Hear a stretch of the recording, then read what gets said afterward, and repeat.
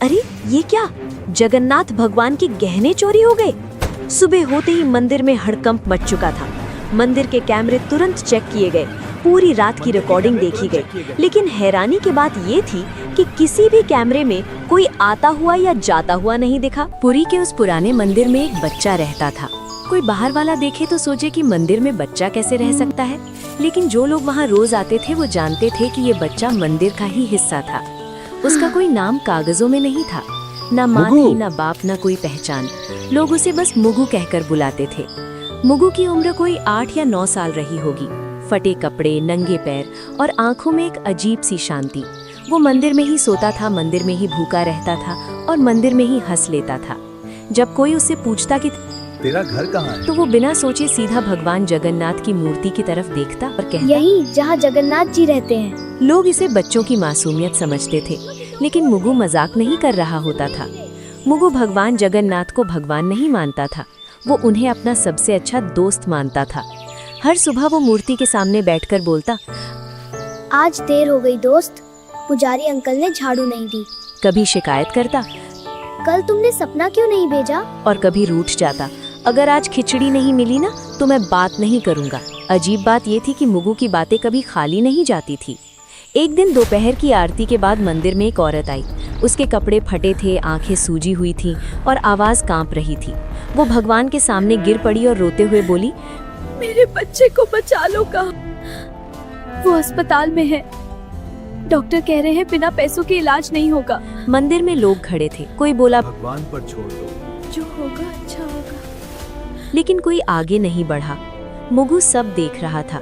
वो धीरे से उस औरत के पास गया और पूछा, आंटी आपका बच्चा कितना छोटा है? औरत ने रोते हुए कहा, तेरे जितना। मुगु चुप हो गया। उस रात जब मंदिर बंद हो गया और सब लोग चले गए, मुगु अकेला भगवान के सामने बैठा रहा। बहुत देर तक वो कुछ नहीं बोला, फिर धीरे से पूछा, दोस्त, वो बच्चा मर जाएगा क्या? मूर्ति चुप थी। मुगु की आंखें भर आईं। उसने कहा, अगर उसके पास माँ है तो उसे क्यों ले जाओगे? उसी पल मुगु को ऐसा लगा जैसे किसी ने बहुत पास से कहा हो, मेरी मोतियों की माला ले जाओ। मुगु घबरा गया। उसने मूर्ति की तरफ देखा और बोला, आप नाराज नहीं आप होगे? नाराज नहीं होगे? कोई जवाब नहीं आया, लेकिन मुगु की नजर माला पर टिक गई। अगली सुबह मंदिर में हड़कंप मच गया। पुजारी चिल्लाने लगे, अरे ये क्या, भगवान की मोतियों की माला गायब है। मंदिर के कैमरे चेक किए गए, पूरी रात की रिकॉर्डिंग देखी गई, लेकिन ना कोई आता दिखा ना कोई जाता। तभी एक आदमी बोला, कल रात मैंने उसी बच्चे को मंदिर में घूमते देखा था। सबकी नजर एक साथ मुगु पर चली गई। मुगु कुछ नहीं बोला, उसकी मुट्ठी कांप रही थी। उसी समय मंदिर के बाहर वही औरत खुशी से रो रही थी। वो सबको बता रही थी कि किसी ने भगवान की माला बेचकर उसके बच्चे का ऑपरेशन करवा दिया। मंदिर के अंदर लोग भगवान को देख रहे थे और मंदिर के बीच में एक बच्चा चुपचाप खड़ा था। एक पुजारी ने परेशान होकर कहा, अगर कोई इंसान आया होता तो कैमरे में जरूर दिखता। दूसरे पुजारी ने धीरे से कहा, ऐसा तो तभी हो सकता है जब कोई आया ही ना हो। लोगों में खुसुर पुसुर बढ़ने लगी और हर कोई एक दूसरे की तरफ शक से देखने लगा। उसी भीड़ में एक आदमी ने अचानक कहा, रात को मैंने मुगु को मंदिर में घूमते देखा था। ये बात सुनते ही सबकी नजर एक साथ मुगु पर चली गई। मुगु उस समय मंदिर के एक कोने में खड़ा था और उसे समझ नहीं आ रहा था कि सब लोग उसे ऐसे क्यों देख रहे हैं। एक आदमी ने सख्त आवाज में पूछा, तू रात को मंदिर में क्या कर रहा था? मुगु ने धीरे से कहा, रोज की तरह भगवान से बात कर रहा भीड़ था। में से किसी ने ये कहा, बच्चा हमेशा यहाँ रहता है और इसे सब कुछ पता होता है। किसी और ने कहा। अगर कैमरे में कोई नहीं दिखा तो चोरी इसी ने की होगी। मुगु की आंखें भर आई और उसने कहा मैंने कि कुछ भी चोरी नहीं किया है। मैंने जो उसने बस किया वो इतना कहा भगवान के कि कहने उसने पर जो था। किया वो भगवान के कहने पर किया था। ये सुनकर लोग हंस पड़े और किसी ने ताना मारते हुए कहा, भगवान बच्चों से चोरी नहीं करवाते। मुगु कुछ नहीं बोला और उसकी नजर जमीन पर टिक गई। उसी समय मंदिर के बाहर शोर मच गया, क्योंकि वही औरत भागती हुई आई थी जो कल रो रही थी। वो खुशी से कांपती आवाज में बता रही थी कि उसके बच्चे का ऑपरेशन हो गया है और डॉक्टरों ने जान बचा ली है।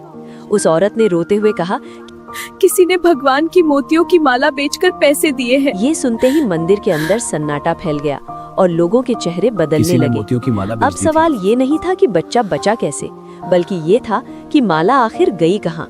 मुगु अब भी चुपचाप खड़ा था और उसे नहीं पता था कि अगला सवाल सीधे उसी की जिंदगी बदलने वाला है। मंदिर के अंदर अब माहौल बदल चुका था और जो लोग सुबह तक चमत्कार की बात कर रहे थे वही अब सवाल पूछ रहे थे। हर नज़र मुगु पर टिकी थी और किसी को उसकी मासूमियत दिखाई नहीं दे रही थी।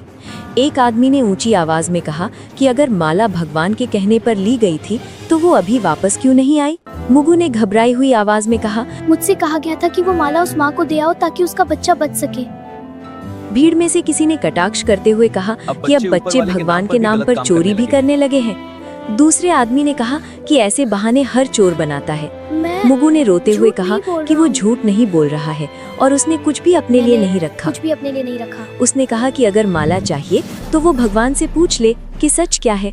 ये बात सुनकर पुजारी भी असहज हो गए क्योंकि कोई भी भगवान से सवाल नहीं करना चाहता था। मुख्य पुजारी ने कड़े शब्दों में कहा कि जब तक सच्चाई सामने नहीं आती तब तक बच्चे का यहाँ रुकना ठीक नहीं होगा। तब तक बच्चे को मंदिर में नहीं रहने दिया जाएगा।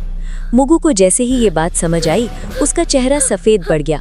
उसने डरते हुए पूछा कि क्या अब वो भगवान के पास भी नहीं रह सकता? किसी ने जवाब नहीं दिया और दो आदमी आगे बढ़कर उसे मंदिर के बाहर ले गए।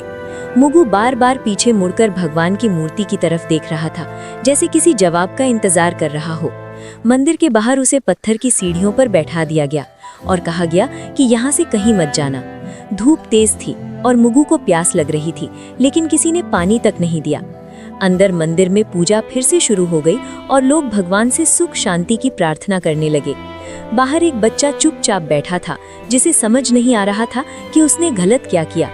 मुगु ने खुद से कहा, अगर भगवान ने कहा था तो फिर सजा मुझे क्यों मिल रही है? उसकी आंखों से आंसू गिरने लगे और वो पहली बार भगवान से बिना बोले सवाल कर रहा था। उसी समय मंदिर के अंदर अचानक हवा तेज चलने लगी और दीपक की लौ हिलने लगी। कुछ लोगों ने इसे भगवान की नाराजगी कहा और कुछ ने इसे महज हवा का झोंका मान लिया। मुगु अब भी सीढ़ियों पर बैठा भगवान की तरफ देख रहा था और उसे नहीं पता था कि ये चुप्पी आने वाले तूफान की शुरुआत। शाम होते ही मंदिर के समिति की बैठक बुलाई गई क्योंकि मामला अब सिर्फ माला का नहीं रहा था। लोग बाहर खड़े थे और अंदर ये तय हो रहा था कि एक अनाथ बच्चे के साथ क्या किया जाए। एक सदस्य ने कहा कि अगर आज सख्ती नहीं दिखाई गई तो कल हर कोई भगवान के नाम पर कुछ भी उठा लेगा। दूसरे ने कहा, बच्चे को बाहर रखने से मंदिर की शांति बनी रहेगी। मुख्य पुजारी चुप बैठे थे और बार बार भगवान की मूर्ति की तरफ देख रहे थे। आखिर उन्होंने भारी आवाज में कहा कि जब तक माला वापस नहीं आती, मुगु मंदिर में नहीं रहेगा। ये फैसला होते ही किसी ने बाहर आकर लोगों को बता दिया कि बच्चे को मंदिर से निकाल दिया गया है। भीड़ में कुछ लोग चुप थे और कुछ ने सिर हिलाकर सहमति जता दी। मुगु को जब ये बताया गया तो उसने बहुत धीमे से पूछा कि क्या वो रात को भी यहाँ नहीं सो सकता? कोई जवाब नहीं आया और उसे मंदिर के मुख्य दरवाजे से बाहर कर दिया गया। मुगु दरवाजे के पास कुछ देर खड़ा रहा और फिर सीढ़ियों पर बैठ गया। उसे समझ नहीं आ रहा था कि भगवान के घर में उसके लिए जगह कैसे खत्म हो गई। उसी समय मंदिर के अंदर एक पुजारी ने देखा कि भगवान की मूर्ति के पास रखा फूल मुरझा गया है। उसने इसे अशुभ संकेत बताया, लेकिन किसी ने उसकी बात पर ध्यान नहीं दिया। रात बढ़ती गई और मंदिर के कपाट बंद हो गए। मुगु बाहर ही बैठा रहा और ठंडी हवा में सिकुड़ता गया। उसने खुद से कहा कि शायद भगवान उसे आज रात जवाब देंगे, लेकिन बहुत देर तक कुछ नहीं हुआ और सिर्फ घंटियों की दूर की आवाज सुनाई देती रही। उसी रात शहर में एक अजीब सी खबर फैलने लगी कि अस्पताल में उस बच्चे की हालत अचानक बहुत सुधर गई है। डॉक्टर कह रहे थे कि इलाज उम्मीद से कहीं ज्यादा असरदार रहा। लोगों ने इसे भगवान की कृपा कहा और कुछ ने मंदिर में फिर से दान देने की बात की। किसी ने ये नहीं पूछा कि उस कृपा की कीमत किसने चुकाई। मुगु को इस खबर की कोई जानकारी नहीं थी और वो बाहर बैठे बैठे सो गया। उसके चेहरे पर डर नहीं था बल्कि थकान थी, जैसे उसने बहुत भारी बोझ उठा लिया हो। आधी रात के बाद मंदिर के अंदर अचानक दीपक अपने आप तेज हो गया। कुछ पुजारी घबरा गए और बोले कि भगवान कुछ कहना चाहते हैं, लेकिन बाहर मंदिर की सीढ़ियों पर एक बच्चा बेसुध पड़ा था और कोई उसे देखने नहीं आया। मुगु की सांसें हल्की थी और उसे नहीं पता था कि अगली सुबह उसके लिए सबसे कठिन होने वाली है। सुबह होते ही मंदिर के बाहर लोगों की भीड़ फिर जमा होने लगी, क्योंकि रात की घटनाओं ने सबको बेचैन कर दिया था। कुछ लोग कह रहे थे कि भगवान ने संकेत दिए हैं और कुछ लोग अब भी यही मान रहे थे कि बच्चा झूठ बोल रहा है।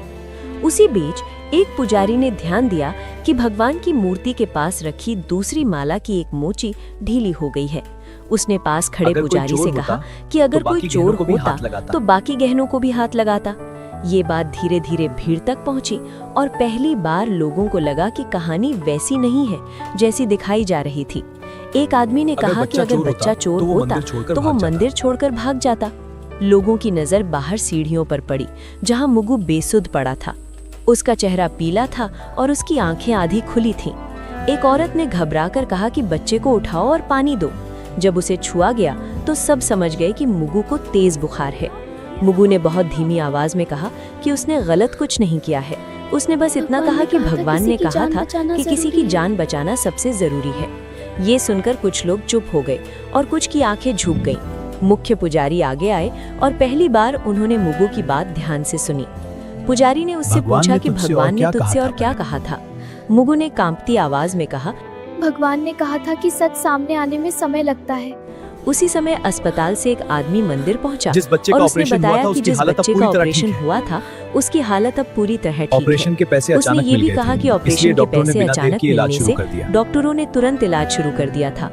अब मंदिर में सन्नाटा था और लोग एक दूसरे को देखने लगे। सबको समझ आ रहा था कि अगर माला न गई होती तो शायद वो बच्चा आज जिंदा न होता। लेकिन सवाल अब भी वही था कि माला मंदिर से बाहर कैसे गई।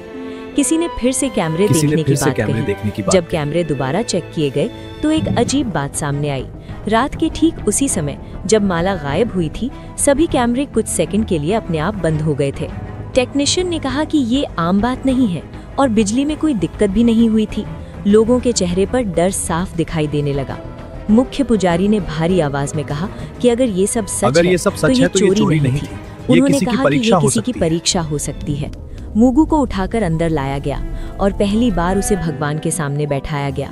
उसने थकी हुई आंखों से मूर्ति को देखा और बहुत धीमे से कहा कि उसने वही किया जो दोस्त ने कहा था। लोग चुप थे और किसी के पास कहने को कुछ नहीं था। सबको लग रहा था कि सच्चाई सामने आ रही है, लेकिन अभी पूरी नहीं हुई है। मंदिर के अंदर अब सन्नाटा था, लेकिन उस सन्नाटे में भी कुछ लोग सच को मानने के लिए तैयार नहीं थे। एक सदस्य ने कहा कि कैमरे बंद होना तकनीकी गड़बड़ी भी हो सकती है और इसे चमत्कार मान लेना ठीक नहीं है। दूसरे ने कहा कि अगर आज बच्चे की बात मान ली गई तो कल कोई और भी भगवान का नाम लेकर चोरी करेगा। ये बातें सुनकर कुछ लोग सहमति में सिर हिलाने लगे। मुगु को अंदर लाने के बाद उसकी हालत और बिगड़ने लगी थी। उसका शरीर तप रहा था और सांसें तेज हो गई थी। एक पुजारी ने कहा कि बच्चे को डॉक्टर के पास ले जाना चाहिए, लेकिन समिति के एक आदमी ने कहा कि पहले सच्चाई तय होनी चाहिए, इलाज बाद में भी हो सकता है। ये बात सुनकर कुछ लोग असहज हो गए, लेकिन किसी ने खुलकर विरोध नहीं किया। मुगु ने आंखें खोलकर बहुत धीमे से कहा कि उसे अब डर नहीं लग रहा है। उसने कहा कि अगर वो बाहर ही मर जाता तो भी उसने सही काम किया होता। ये सुनते ही मंदिर के अंदर खड़े कुछ लोगों की आंखें भर आईं। उसी समय एक आदमी जोर से बोला कि अगर बच्चा इतना ही सच्चा है तो भगवान उसे क्यों नहीं बचा रहे। ये सवाल ऐसा था जिसे कोई सुनना नहीं चाहता था। मुगु ने कमजोर आवाज में कहा कि भगवान हमेशा किसी को बचाने नहीं आते। उसने कहा कि कभी-कभी भगवान चाहते हैं कि इंसान सही फैसला ले। ये बात सुनते ही मंदिर में कुछ लोगों को गुस्सा आ गया।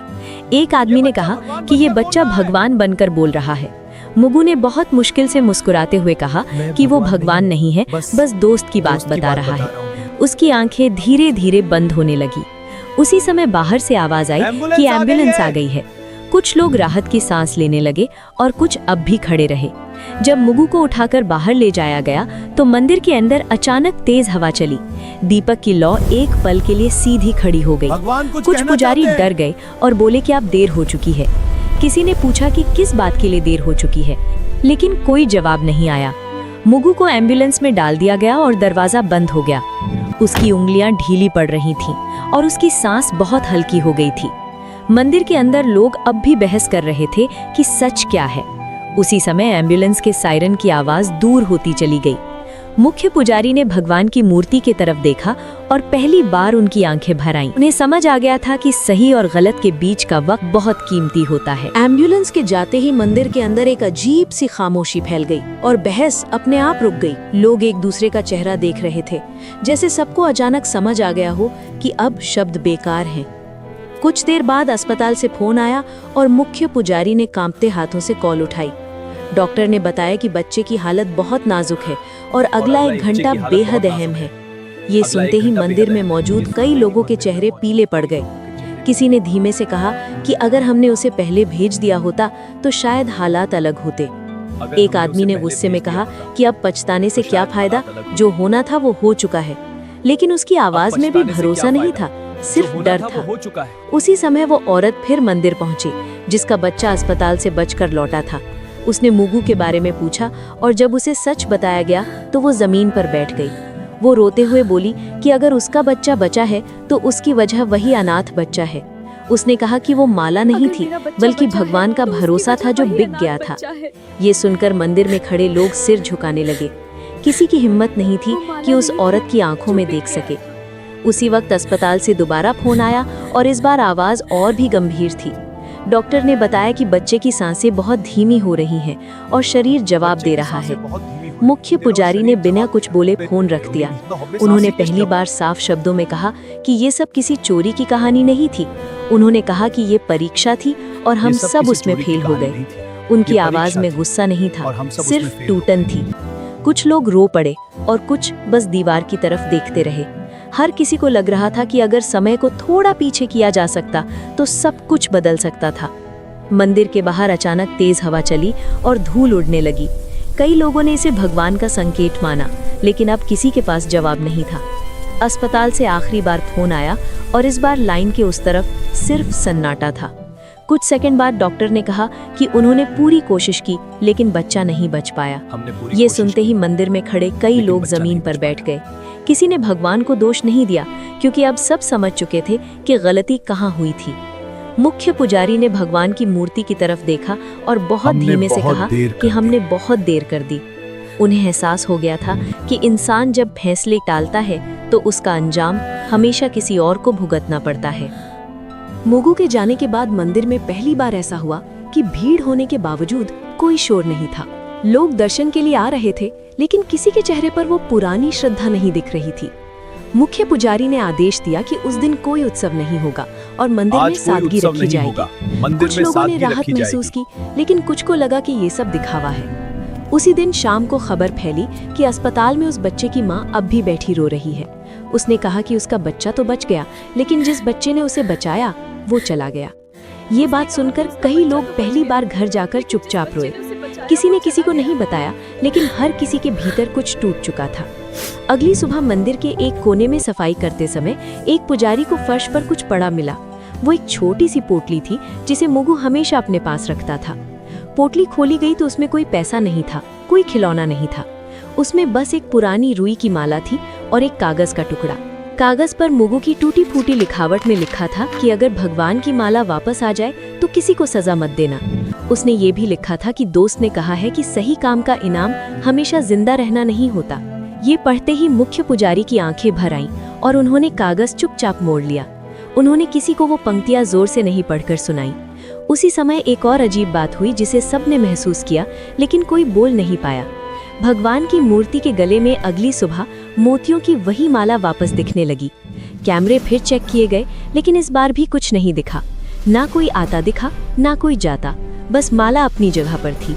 कुछ लोगों ने इसे भगवान की लीला कहा और कुछ ने इसे अपनी गलती मान लिया, लेकिन इस बार किसी ने ताली नहीं बजाई और किसी ने जयकारा नहीं लगाया। मुख्य पुजारी ने धीरे से कहा कि ये माला वापस नहीं आई है, बल्कि हमें वापस मिली है। उनकी आवाज में आदेश नहीं था, सिर्फ स्वीकार था। उसी दिन मंदिर के बाहर एक छोटा सा दिया जलाया गया, बिना किसी घोषणा के। लोग आते गए और चुपचाप दिए के सामने सिर झुकाते गए। कोई नहीं जानता था कि ये दिया किसके लिए है, लेकिन सब समझ रहे थे। मुगु का नाम किसी ने नहीं लिया, लेकिन उसकी कमी हर किसी को महसूस हो रही थी। शाम ढलते ही मंदिर के बाहर एक बच्चा आकर सीढ़ियों पर बैठ गया। वो मुगु जैसा नहीं दिखता था, लेकिन उसकी आंखों में वही इंतजार था। एक आदमी ने उसे देखा और कुछ देर तक खड़ा रहा। उसके मन में पहली बार ये सवाल उठा कि क्या वो आगे बढ़ेगा या फिर देर कर देगा। अगली सुबह मंदिर हमेशा की तरह खुला, लेकिन माहौल पहले जैसा नहीं था। लोग दर्शन के लिए आए, सिर झुकाया और बिना ज्यादा रुके बाहर निकल गए। मुगु की बात अब कोई जोर से नहीं करता था, लेकिन हर कोई उसके बारे में सोच रहा था। मुख्य पुजारी ने उस दिन बहुत कम शब्दों में पूजा करवाई। उन्होंने भगवान से कुछ मांगा नहीं, बस चुपचाप हाथ जोड़कर खड़े रहे। मंदिर के बाहर वही आदमी उस बच्चे को लेकर फिर आया। इस बार बच्चे ने डर के बिना सीढ़ियों पर कदम रखा। किसी ने टोका नहीं, किसी ने सवाल नहीं किया। जैसे सब समझ गए हों कि कुछ सवालों का जवाब नियम नहीं होते। उस बच्चे को खाना दिया गया, पानी दिया गया और एक कोने में बैठा दिया गया। वो बार बार भगवान की मूर्ति की तरफ देख रहा था। उसने आदमी से पूछा भगवान कि क्या मुझसे भगवान नाराज उससे होंगे? नाराज होंगे। आदमी ने कहा कि भगवान कभी बच्चों से नाराज नहीं भगवान होते, कभी बच्चों से इंसानों नाराज से नहीं होते हैं। इंसानों से ये सुनकर बच्चा हल्का सा मुस्कुराया, ठीक वैसे ही जैसे कभी मुगु मुस्कुराया करता था। शाम को मुख्य पुजारी बाहर आए और पहली बार लोगों से बोले। उन्होंने कहा कि भगवान ने किसी से माला वापस नहीं मंगवाई थी, बल्कि हमें हमारी इंसानियत याद दिलाई थी। उन्होंने कहा कि भगवान की सबसे बड़ी पूजा समय पर लिया गया सही फैसला होता है। भीड़ में खड़े कई लोगों की आंखें भर आईं। मंदिर के बाहर जल रहा दिया अब भी जल रहा था, लेकिन अब वो किसी की मौत की याद में नहीं, बल्कि एक जिम्मेदारी की तरह जल रहा था। वही औरत जिसका बच्चा बच गया था मंदिर आई। उसने उस बच्चे के सिर पर हाथ रखा और कहा कि कुछ कर्ज कभी उतरते नहीं हैं। बच्चे ने उसका हाथ पकड़ लिया। उसे शायद पहली बार लगा कि वो अकेला नहीं है। मंदिर की सीढ़ियों पर खड़े होकर आदमी ने आखिरी बार अंदर देखा। उसे लगा जैसे भगवान चुप नहीं है, बस देख रहे हैं। और उस चुप्पी में एक बात साफ थी, भगवान हमेशा किसी चमत्कार से नहीं, कभी किसी इंसान के फैसले से काम करते हैं। मुगु अब वहां नहीं था, लेकिन अगर कोई आज देर नहीं करता तो यही उसकी